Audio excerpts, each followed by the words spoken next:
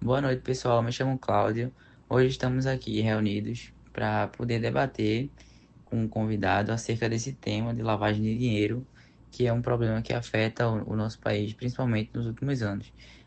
Além de mim, temos aqui também Márcio Neto, Mariana Bandeira, Pedro Vilarim e Matheus Rego. Então, esse debate vai ser feito com o professor e advogado José Durval, professor da Universidade Católica de Pernambuco, que possui experiência na área e pode agregar muito a esse debate que vamos começar agora. Então, professor, para começar esse debate, a gente sabe que a lei que descreve esse crime de lavagem de dinheiro no Brasil é a lei de número 9.613 de 1998, que foi o ano de sua criação. Então, tendo com base essa lei, professor, o que seria considerado lavagem de dinheiro no nosso país? Olá, Cláudio. Eu agradeço a você e a todo o seu grupo pela oportunidade de conversar um pouquinho com vocês sobre lavagem de dinheiro.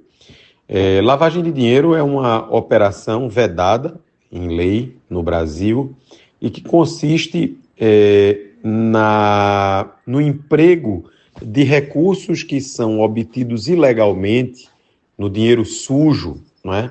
Em uma atividade ilícita. Então, a pessoa recebe, por exemplo, um determinado dinheiro do jogo do bicho, que é uma contravenção penal, recebe, portanto, um dinheiro sujo e vai empregar esse dinheiro em uma atividade lícita.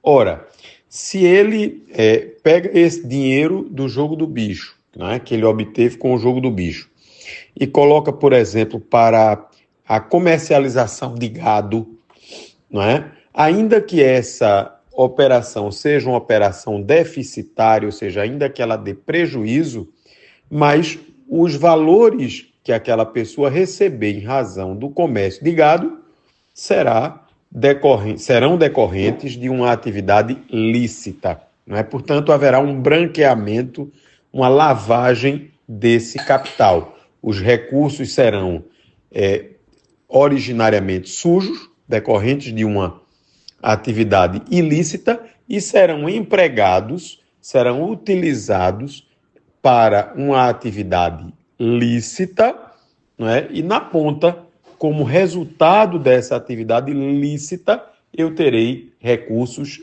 lícitos ou aparentemente lícitos. Pois é, professor. Agora que você explicou, né, o que é considerado a lavagem de dinheiro, a gente vai se aprofundar no âmbito das penalidades, né? Então, o nosso ouvinte quer saber quais são as penalidades previstas para o indivíduo e empresas envolvidas na lavagem de dinheiro.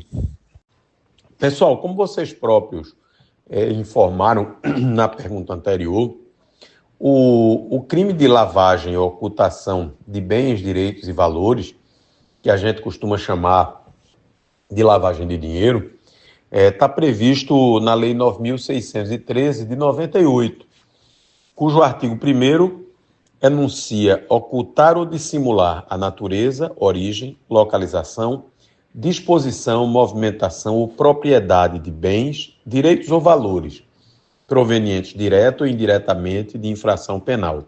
E comina a esse crime a pena de reclusão de 3 a 10 anos e mais uma pena de multa. Excelente, professor Durval. Outro ponto também muito interessante que a gente queria saber é como a lei brasileira trata da questão da delação premiada e dos possíveis acordos de leniência nesses casos. Muito boa a pergunta de vocês, né? A legislação brasileira trata da questão da delação premiada e dos acordos de leniência de forma detalhada, especialmente em casos de crimes mais complexos, né, como a lavagem de dinheiro. Estabelece regras e benefícios muito específicos para incentivar a colaboração de acusados e até mesmo de empresas no processo de investigação e combate a essa modalidade de crime. A delação premiada está prevista na Lei 12.850, de 2013, que é a lei que define, não é, o crime organizado. E essa lei trata de colaboração premiada como um instrumento para auxiliar nas investigações e nos processos relativos a esses crimes praticados por organizações criminosas. A delação premiada em casos de lavagem de dinheiro, a gente poderia destacar aí pelo menos 2 pontos. A lavagem de dinheiro é um crime complexo, né, que frequentemente envolve essas organizações criminosas, e a delação pode ser utilizada, assim, como ferramenta importante para desmantelar essas organizações, rastrear os recursos ilícitos e identificar outros envolvidos no esquema. A colaboração pode ajudar na identificação de envolvidos, né, nessas redes de lavagem de dinheiro e até possibilitar a recuperação de ativos ilícitos, né, ativos que tenham sido obtidos a partir dessa prática criminosa. Já o acordo de leniência, ele está regulamentado por diversas normas, mas sobretudo pela Lei Anticorrupção, que é a Lei 12.846 de 2013, que permite acordos entre o poder público e empresas investigadas por envolvimento em práticas ilícitas, incluindo, né, naturalmente, a lavagem de dinheiro. No contexto da lavagem de dinheiro, empresas envolvidas nesse crime podem se beneficiar do acordo de leniência desde que se proponham e efetivamente cooperem com as autoridades, revelem a origem dos recursos ilícitos e adotem os mecanismos que hoje estão muito em moda, né, os mecanismos de compliance, para prevenir a futura lavagem.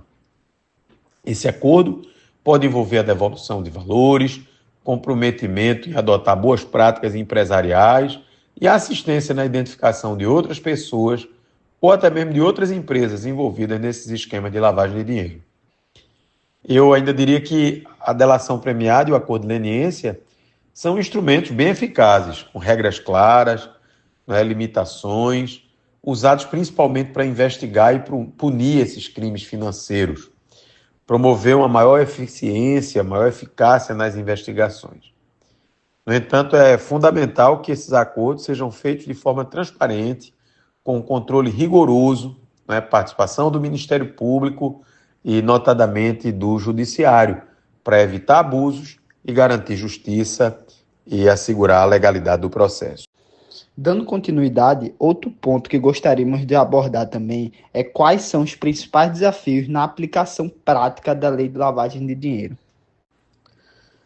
Pessoal, pergunta difícil essa, não é? Quais são as dificuldades, né, para a aplicação prática? Mas eu vou tentar elencar aqui para vocês pelo menos uns 10 pontos, né, de dificuldade. Primeiro, a sofisticação das técnicas de lavagem de dinheiro. Quanto mais sofisticadas essas técnicas se apresentam, mais difícil de identificá-las, né? Como é a questão das offshores, das empresas de fachada, transações internacionais, comércio de bens, uso de criptomoedas. Num segundo ponto, a dificuldade na identificação de operações suspeitas, né? Então, a lavagem de dinheiro geralmente envolve a disfarçar a origem ilícita de recursos através de uma série de transações financeiras que são legítimas. Isso torna difícil distinguir as atividades lícitas das atividades ilícitas, né? Então, a dificuldade na identificação das operações suspeitas. Também a falta de cooperação internacional. A lavagem de dinheiro, não raras vezes, aqui eu traço um terceiro ponto, né? A lavagem de dinheiro, não raras vezes, ela ocorre através de fronteiras nacionais, com o uso de jurisdições com leis mais brandas ou que oferecem um maior sigilo bancário. Portanto, a falta de cooperação internacional também é uma dificuldade que se impõe à operacionalização prática dessa lei. Bom, um quarto ponto é que essa lei é operada por pessoas, né? E, como tal, né, há uma dificuldade na capacitação de policiais, de membros do Ministério Público, de autoridades reguladoras do setor financeiro, para poder exatamente identificar, né, esse tipo de operação. O quinto ponto é o compliance deficiente em algumas empresas. né? E aí eu diria que, embora a lei anticorrupção estabeleça a obrigatoriedade de programas de compliance das empresas, nem todas as empresas seguem rigorosamente as exigências para detectar e prevenir práticas de lavagem de dinheiro.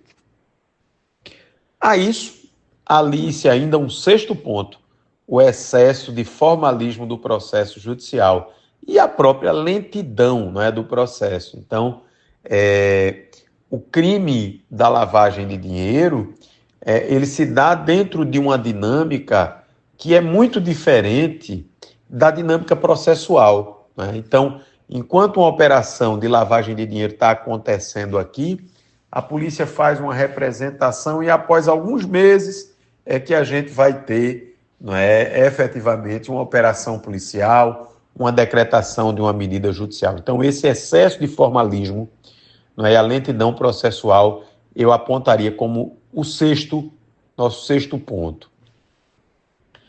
O sétimo ponto ficaria por conta da dificuldade que nós temos em rastrear os ativos, né? Identificar e rastrear a origem dos recursos é uma tarefa, né, que exige investigações muito complexas e naturalmente, difíceis e que exigem também recursos especializados. Um oitavo ponto, uma oitava dificuldade está na ambiguidade das definições, né, portanto, do próprio arcabouço jurídico e da legislação. A falta de uniformidade na interpretação da lei pode gerar uma certa insegurança jurídica e dificultar a aplicação consistente das normas, especialmente em relação a novos tipos de crimes financeiros, como o uso de criptomoedas na lavagem de dinheiro. E aí, aproveitando esse gancho, eu já trago o nono ponto, né? A nona dificuldade, que é exatamente a utilização das criptomoedas. E isso me leva, né, a uma constatação também de uma décima e última aqui dificuldade, que são as vulnerabilidades no sistema bancário e no sistema financeiro nacional.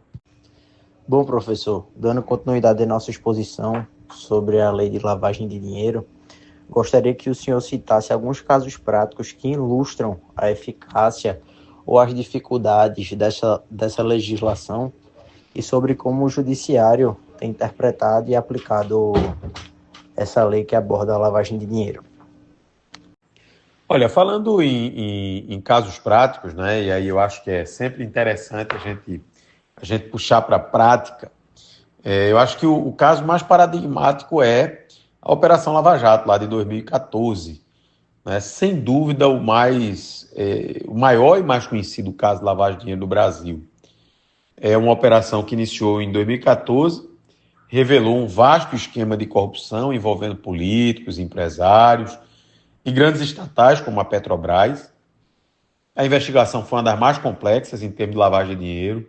Trouxe à tona como lavagem de dinheiro pode ocorrer em várias fases e envolver várias jurisdições.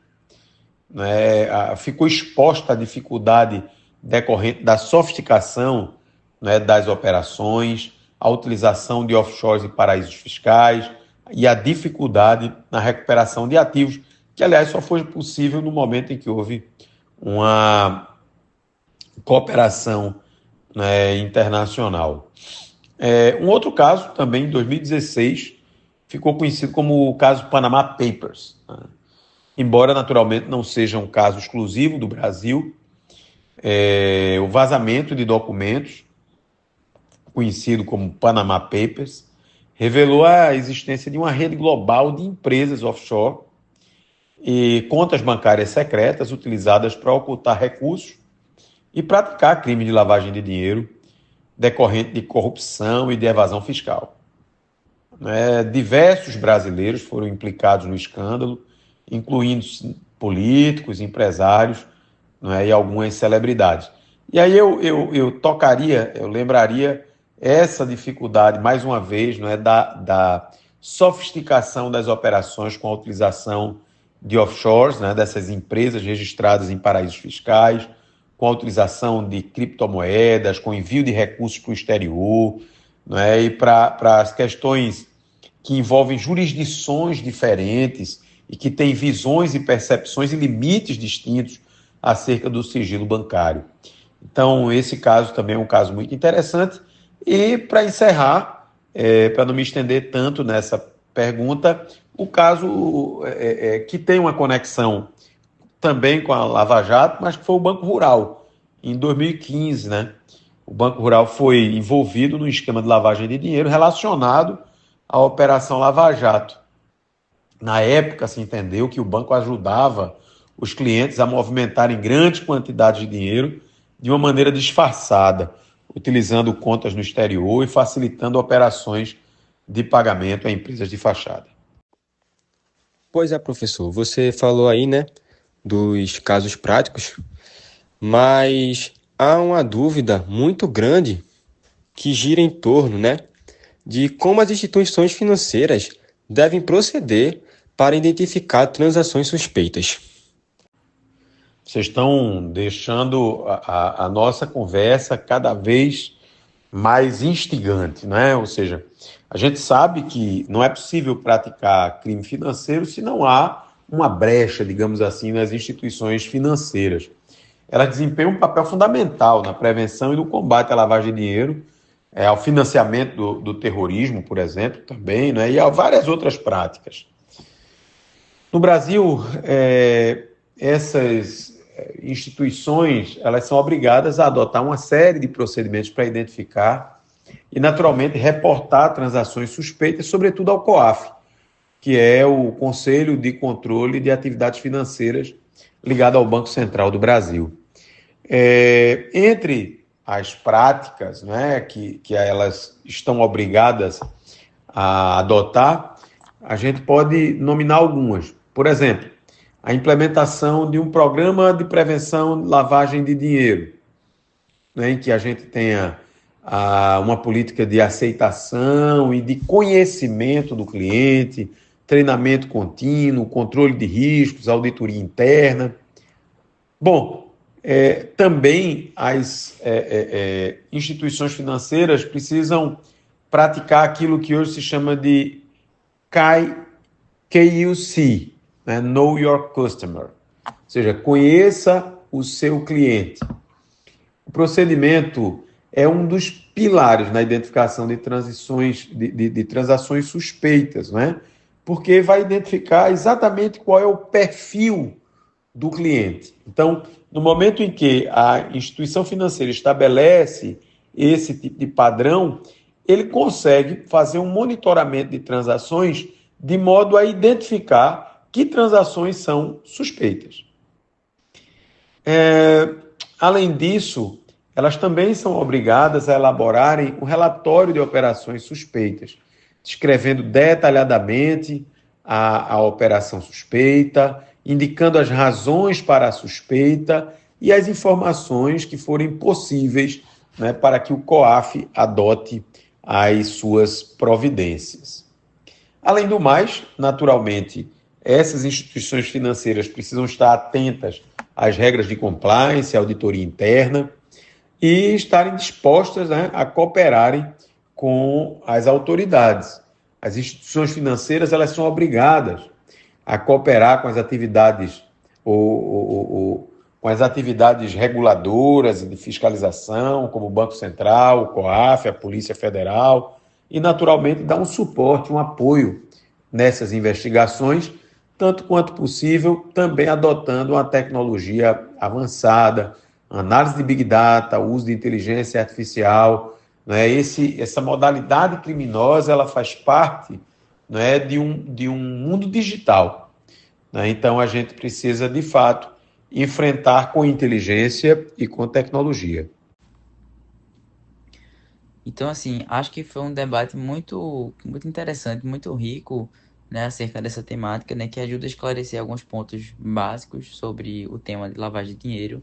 Já estamos aqui encaminhando para o final, né, do nosso podcast, mas, professor, teria uma última pergunta para fazer ao senhor, que seria justamente como a lei se compara com a legislação de outros países. Olha, eu não sei se eu vou conseguir te responder como a lei se compara, mas a gente poderia estabelecer algumas semelhanças, né? E algumas distinções, algumas diferenças. Em geral, a lei brasileira é uma lei boa, né?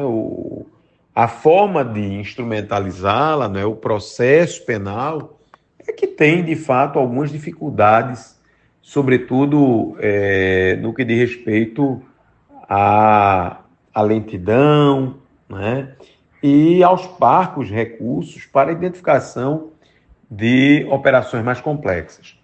Mas a lei em si é uma lei muito boa. Se a gente pensar, né, no Brasil, Estados Unidos, Reino Unido, União Europeia, o que é que a gente poderia tentar traçar de maneira mais geral? Eu acho que há uma semelhança, que há um alinhamento da nossa legislação com alguns padrões internacionais. Então, o Brasil, a União Europeia, o Reino Unido, os Estados Unidos seguem amplamente, né, orientações para combater lavagem de dinheiro, financiamento de terrorismo. Isso inclui, né, a orientação que eu falei do KYC, né, o do Know Your Customer, portanto, da necessidade de conhecer quem é o seu cliente para traçar uma estratégia de monitoramento de transações e reportar operações suspeitas. Então, acho que nesse ponto a legislação brasileira se alinha com a principal ou as principais leis internacionais. Depois, todos esses países, né, ou blocos, Brasil, Estados Unidos, Reino Unido, União Europeia, têm uma estrutura de cooperação internacional, né, apta a lidar com esses crimes transnacionais, com regras de extradição e de assistência jurídica mútua. Bom, já em termos de diferença, o Brasil adota um modelo de confisco, né? Um modelo de confisco.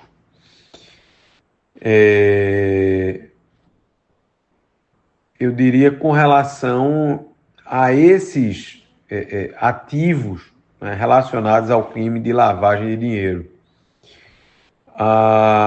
Mas alguns países, por exemplo, o Reino Unido tem uma dinâmica muito mais ágil, muito mais rápida para esse confisco. Né? A questão da nossa abordagem sobre a criptomoeda. A União Europeia e os Estados Unidos têm um foco muito mais robusto na regulamentação dessas criptomoedas, dos ativos digitais, enquanto o Brasil está mais atrás, tem trabalhado de forma progressiva, mas ainda há um vasto caminho a ser percorrido para isso. Bom, pessoal, eu de fato espero ter podido ajudar.